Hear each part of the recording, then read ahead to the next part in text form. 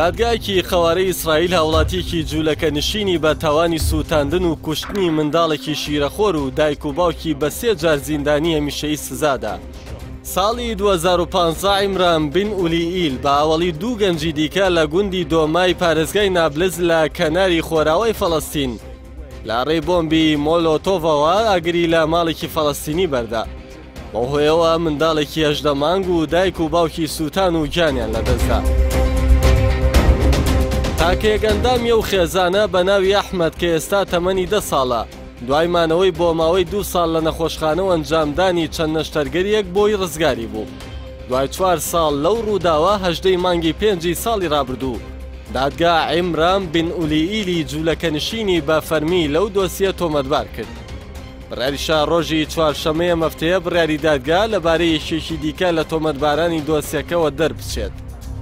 هەر لە درێژەی بڕیاری دادگادا ڕۆژنامەی یەدیعۆت ئەحرۆنۆت ئاشکرای کرد کە دەبێ بڕی 258,000 شیگڵ واتە 75,000 دۆلار وەک قەرەبوو بە منداڵە ڕزگاربووەکەی خێزانە فەڵەستینیەکە بدرێت. لە هەمان دۆسیەدا 7 کەسی دیکە دەستگیر کرابوون، بەڵام دادگا جگە لە تاوانباری سەرەکیەوانی دیکەی ئازاد کرد. تیمی پارێزەرانی تاوانبارە سەرەکیەکە لە دادگای باڵا داوای پێداچوونەوە بە بڕیارەکە دەکەن. لای خۆیانەوە بنەماڵەی قوربانیەکان کە بە داوابشە ناسراون لەگەڵەوەی خۆشحاڵن بەوەی بۆ یەکەمین جارە جوولەکە نشینێک بە تاوانی کوشتنی هاوڵاتیانی فەڵەستینی سزا بدرێت.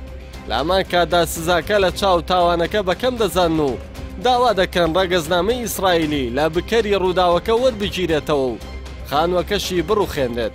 نەسر داوابشە و تەبێژی بنەماڵەی قوربانیەکە ڕایگەیاند پێویستە لەسەر تاوانێکی لەو شێوەیە تەواوی قەوارەی داگیرکەری ئیسرائیل دادگایی بکرێت.